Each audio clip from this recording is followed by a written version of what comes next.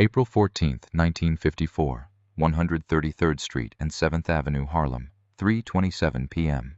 Margaret Johnson, 67 years old, walked home from the market carrying 2 bags of groceries, fresh, vegetables, bread, a small chicken for Sunday dinner.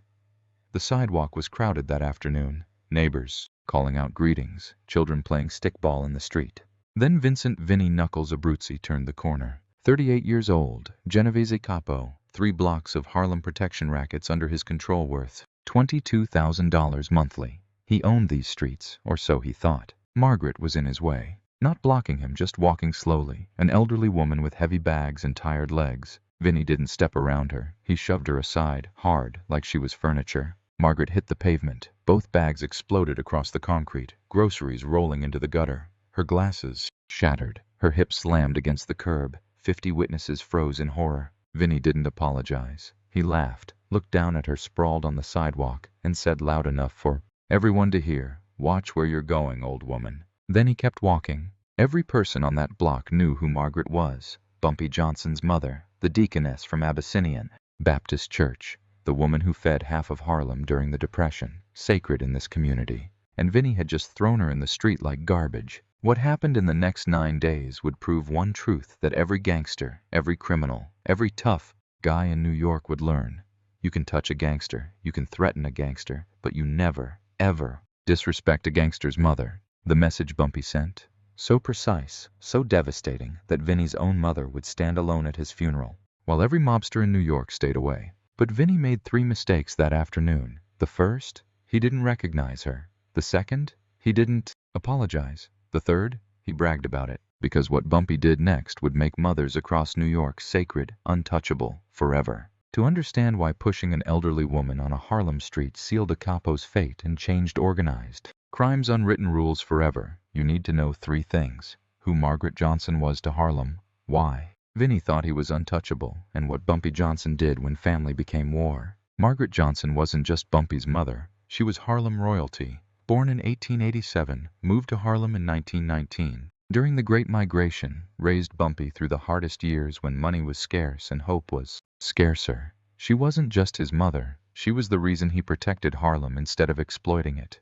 She taught him that power without purpose was just violence, that respect earned lasted longer than fear imposed. By 1954, she was a deaconess at Abyssinian Baptist Church, ran a soup kitchen during the Depression that fed hundreds, and was known to every family on 5 blocks. If you grew up in Harlem between 1930 and 1954, Margaret probably fed you once, prayed for you twice, and made sure you stayed in school. She was the one person Bumpy kept completely separate from his criminal life, his line between darkness and light, the reminder that even in a world of numbers running and protection rackets, some things remained pure. Enter Vincent "Vinny" Knuckles Abruzzi, 38 years old, Genovese family soldier who just made Capo. In March 1954, hungry to prove his toughness, desperate to show he deserved the promotion, he earned his nickname in 1951 by breaking a union organizer's hands with a hammer. 27 bones shattered across both hands, sending a message that still echoed through Brooklyn docks. By April 1954, Vinny controlled protection rackets on 3 Harlem blocks, generating $22,000 monthly flowing to the Genovese family.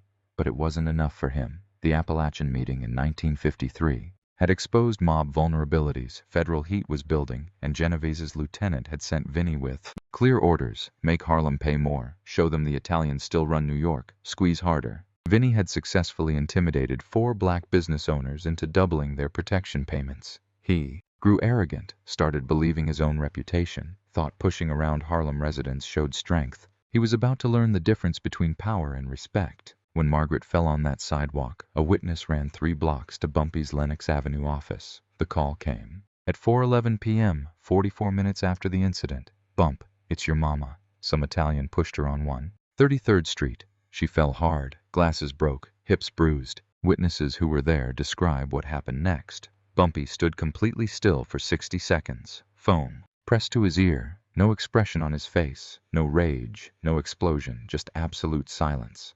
His crew surrounded him, guns ready, cars waiting, expecting the word to go to war immediately. Instead, Bumpy hung up the phone and said 6 words: "Find out everything about him." While his crew wanted blood, wanted to storm Vinny's social club with Tommy guns blazing, Bumpy asked different questions. Where's his mother live? What's her daily route? Who does he love most in this world? His men looked confused, exchanged glances, but they knew better than to question him. In 1954 Harlem, elderly women were sacred. Mothers were protected by everyone regardless of race. Italian, black, Puerto Rican, it didn't matter. You respected mothers. Word spread through Harlem in minutes. By 4 p.m., 300 people knew what happened. By 5 p.m., every numbers runner, every street vendor, every shopkeeper was talking about the Italian who pushed Bumpy's mother. This wasn't about $22,000 monthly. This was about respect worth millions, loyalty that couldn't be bought, boundaries that protected every family in Harlem. Touch a man's money and he'll negotiate.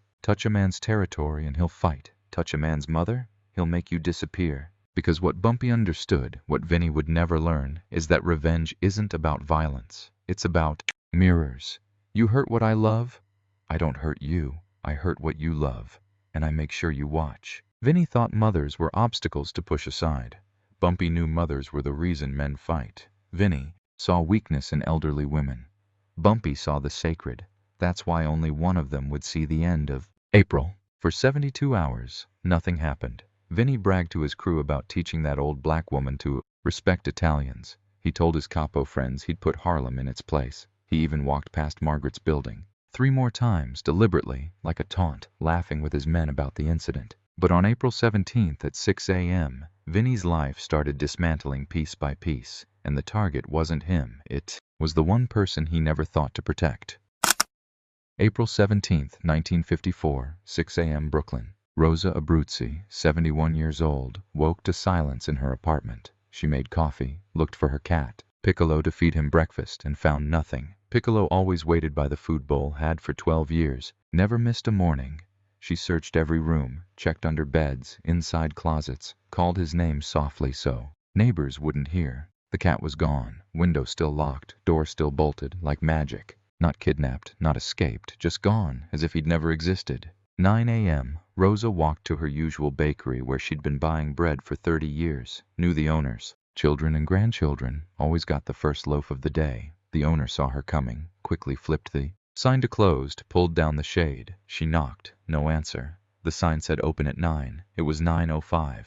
By noon, she tried her regular grocery store. The owner, Italian like her, had known her for 40 years, attended the same church. Their families shared Sunday dinners. He saw her enter. His face went pale, and he said quietly, without looking her in the eyes, "Mrs. Abruzzi, I can't help you no more. Please don't ask why. Please just go."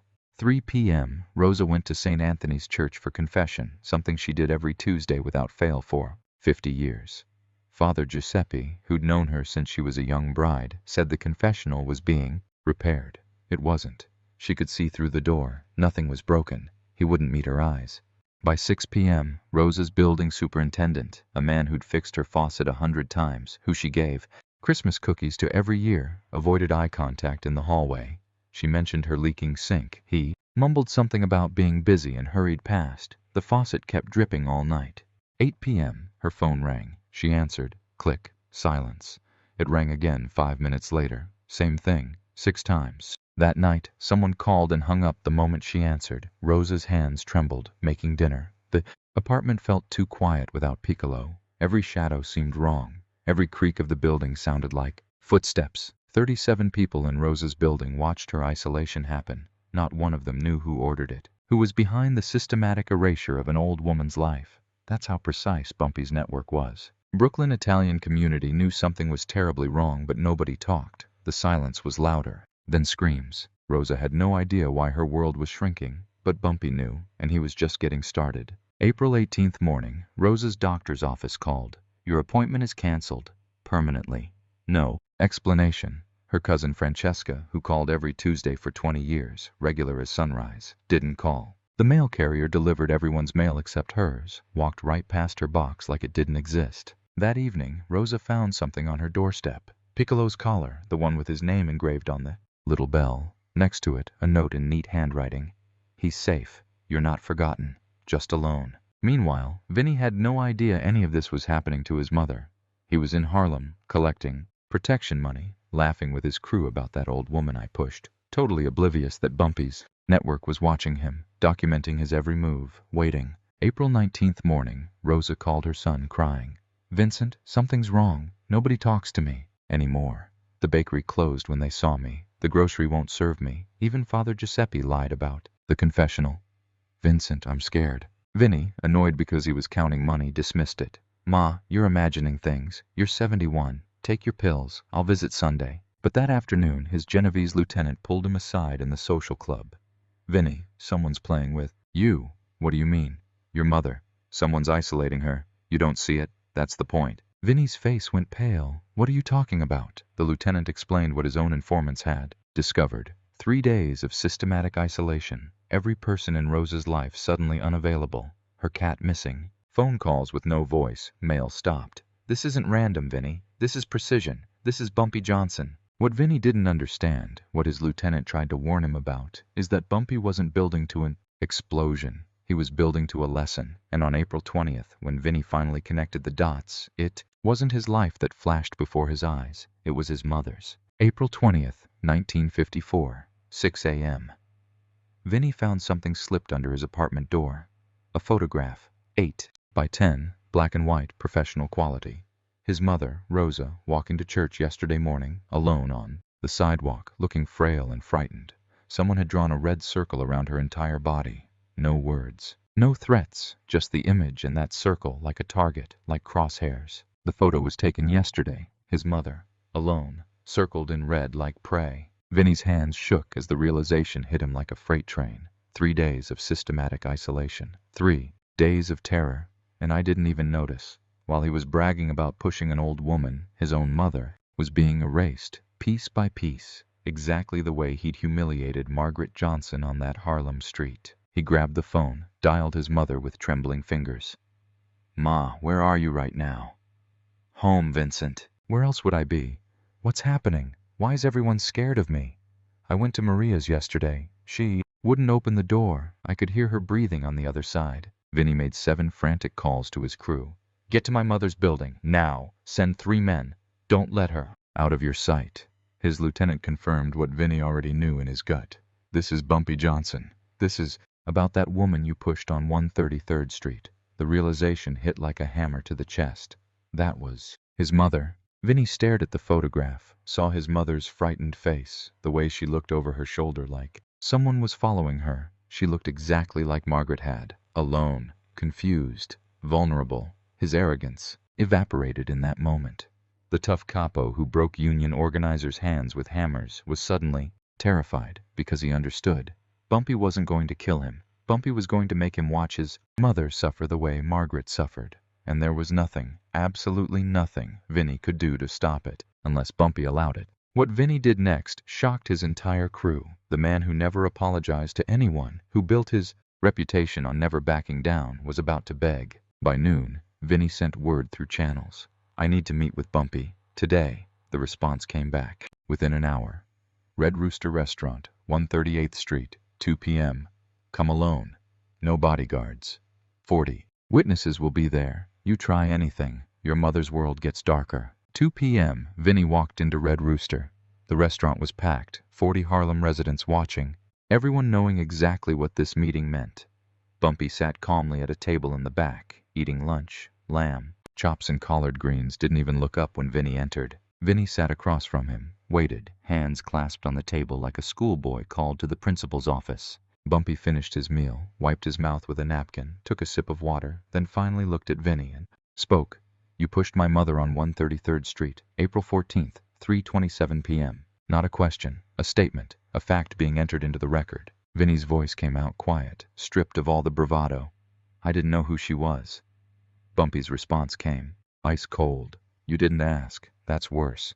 You saw an elderly woman and decided she didn't matter. That's the problem, Vincent. You thought she was nobody. The terms were delivered calmly, like a business transaction. Your mother gets her life back when mine gets her dignity back. Public apology. Tomorrow. St. Nicholas Park. Noon. Every Harlem resident who saw you push her gets to see you apologize. Every person who heard you laugh gets to see you bow. Vinny agreed immediately, relief flooding through him, thinking that was the end, thinking an apology would fix everything. But Bumpy leaned forward, and Vinny saw something in his eyes that made his blood freeze. That's not the lesson, Vincent. The lesson comes after. After what? After you apologize. because then everyone knows you're weak. And what happens to weak capos? Vinny came with fear for his mother. Bumpy came with a mirror. Vinny wanted forgiveness. Bumpy wanted education. In Harlem, only one thing matters: understand the lesson or become the lesson. April 21st, 1954, noon, St. Nicholas Park. 250 Harlem residents gathered, including Margaret Johnson in the front row wearing new glasses. Bumpy bought her. Vinny Abruzzi stood in the center, a Genovese Capo about to do something no made man had ever done: apologize to a black woman in public. What happened next wouldn't just change Vinny's life, it would end it. The public apology happened exactly as Bumpy orchestrated. Vinny stood in St. Nicholas Park with 150 witnesses, including 40 people who'd seen him push Margaret, 210 others who came to witness history. Bumpy had even scripted the words: "Mrs. Johnson, I disrespected you on April 14th. I pushed you on 133rd Street. I was wrong. I apologize in front of everyone who saw it." Margaret's response came dignified and measured. "I accept your apology, young man. Now learn from it."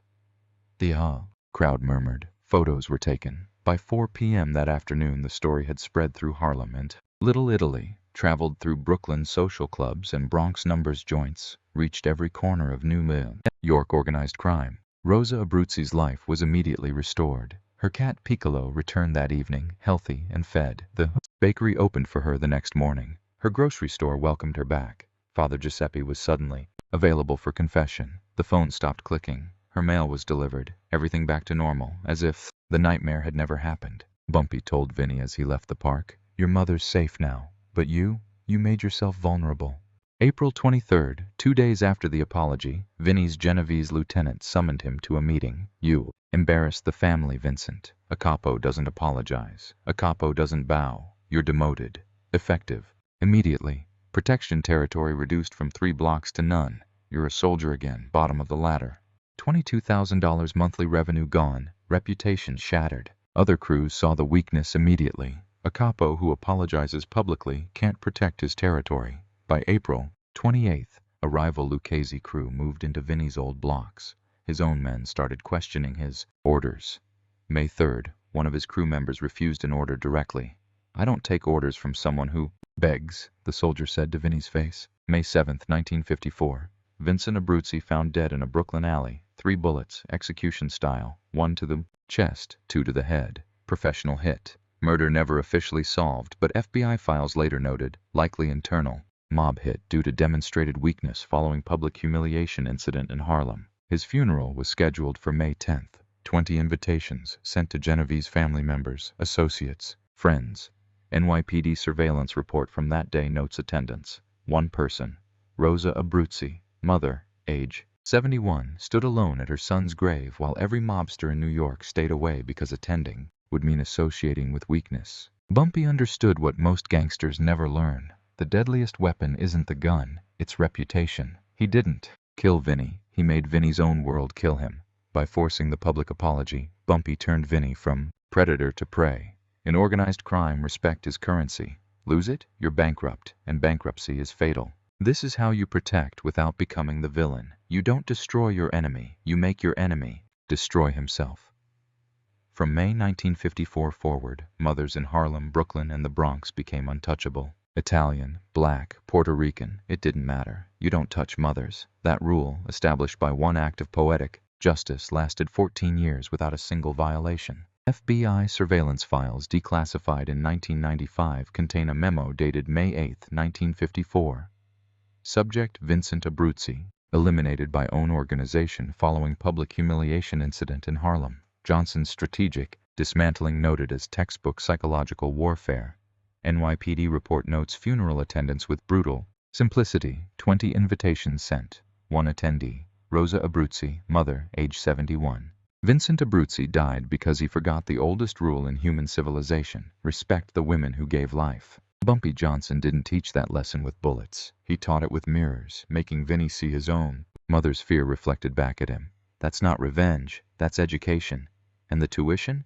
Your life. But Bumpy's protection of mothers didn't end with Vinny, because when an Irish gang member slapped a Puerto Rican woman in front of her son, what Bumpy did next united every ethnic group in Harlem under one rule: mothers are sacred. The story of Vinnie Knuckles and Rosa's lonely funeral spread through organized crime like scripture. But to understand why this moment changed Harlem forever, you need to see what Bumpy Johnson built from one act of disrespect. Vincent "Vinnie" Knuckles Abruzzi's death in May 1954 marked the last time any mobster, any criminal, any person in organized crime disrespected an elderly woman in New York City for the next 14 years. Margaret Johnson lived until September 1965, age 78, remained active in Abyssinian Baptist Church, and never experienced street harassment again.